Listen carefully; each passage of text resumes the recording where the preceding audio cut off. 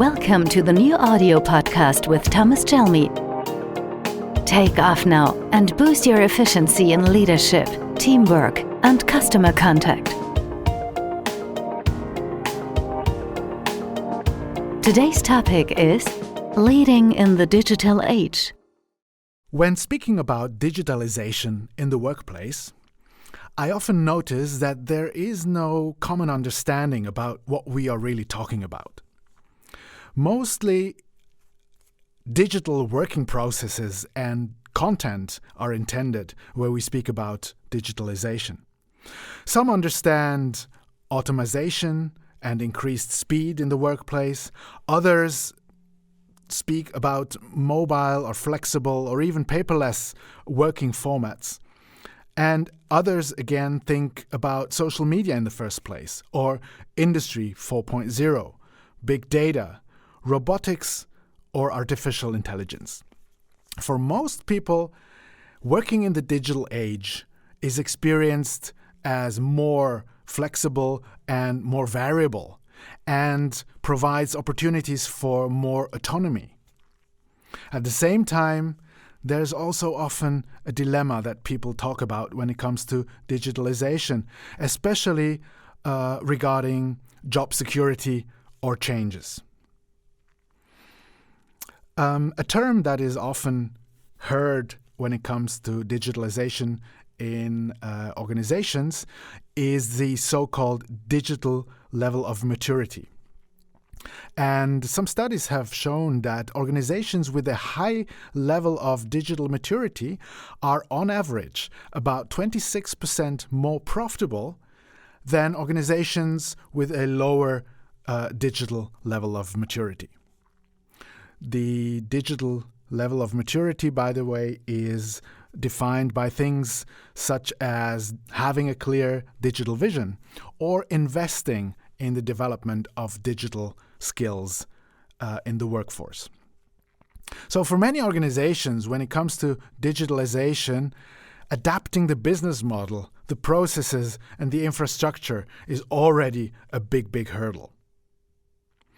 In the end of the day, what really counts are engaged and empowered and enabled employees, an enabled workforce that carries the digital strategy and that moves it forward. By this, the leaders in the organization are automatically in the focus as a pivot for change. So, when we speak about digitalization in the workplace and leading in a digital age, we have to look at much more than just the technological change. A recent meta-study that analyzed over 30 studies that were carried out in between 2012 and 2016 looked at the relevant competencies and skills that are needed for leaders in the digital age. In the ranking, we find competencies such as technical skills, of course, ability to change, creativity, innovation, media competence, transparency, etc. And in place 1 or position 1 and position 2, so the top ranked competencies for leaders in the digital age, we find two things that do not have anything to do with the technological aspect of digitalization. Number 1 is communication skills, the ability to truly connect. And true communication between human beings goes far beyond the exchange of information or the exchange of data. And in the second position, we find humanity. Humanity which describes and includes employees' needs for recognition, appreciation, feedback about their performance, and a level of minimum respect in leadership and collaboration.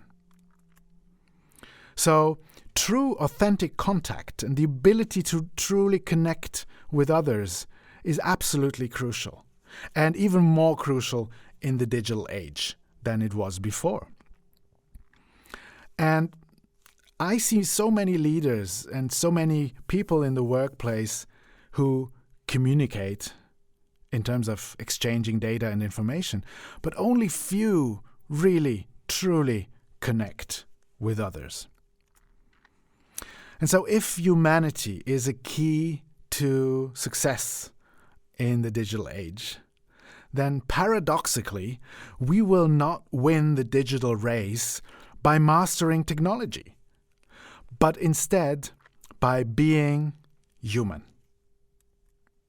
So, what kind of a competence mix does that mean for a leader in the digital age? There are 4 main areas of competence that need to be developed. Number 1, of course, is the technical competence, the technical skills. A leader needs to know what the heart of the business is all about in order to be able to appreciate and assess performance. On the other hand, of course, because digitalization is also very much about technological change, the so-called digital literacy needs to be well developed in such a way that leaders are not only able to follow the technological development, but to actually drive technological change, proactively drive it, and be role models for the employees in the organization. And then there are 2 other main areas of competence that need to be well developed. One of them is relationship competence or interpersonal skills, and the other one is self-competence or personal skills.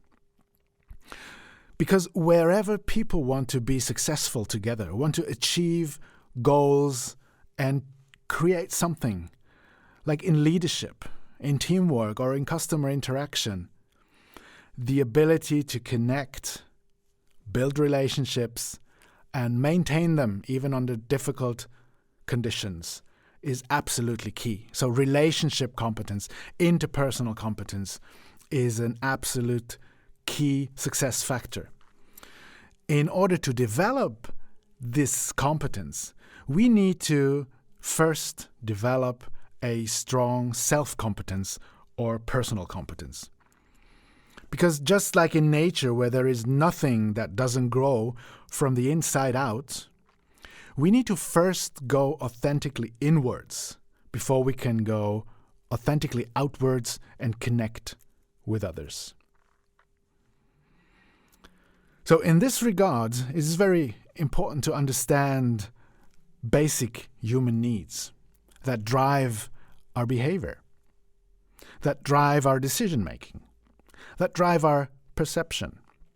And my friend Andy Habermacher, together with 2 other colleagues, has developed a very, very easy-to-understand model that describes the 5 fundamental human needs based on brain science. The model is called SCOAP, SCOAP, and stands for the 5 fundamental human needs. S, the first one, stands for self-esteem. We all have this strong need to feel valued, to feel acknowledged, appreciated, to have this feeling, this sensation of self-worth. The second, C, stands for control.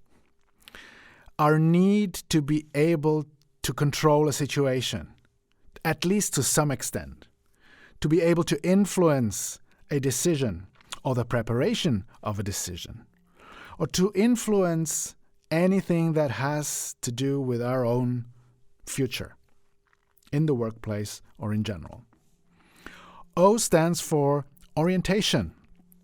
We need clarity. We want clarity regarding the next steps. What does this mean for me? How will I be affected by the announced change, etc., etc.? The opposite is not knowing, uncertainty. And this is one of the most difficult things for us to bear as human beings. A stands for attachment. This strong need for bonding that begins with birth, where we immediately have this strong need for connection with our mother, with our family later, and even at an adult age, we have this strong need to be part of a group, part of a team, part of an organization, of something bigger. And we could say we are hardwired, our brain is hardwired to connect. And last but not least, P for pleasure. We have a need for pleasure. We seek pleasure in everything we do, especially in the workplace where we spend so much time.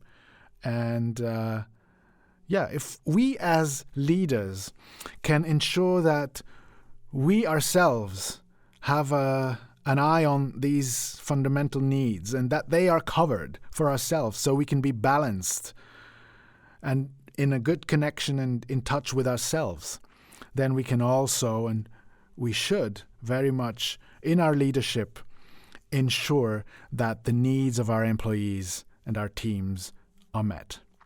We all have them in different mixes. So for some, self-esteem is more important than others, and for others, orientation or attachment may be more important. But we all have them, and it's important to know them and to make sure that they are covered in our work as leaders.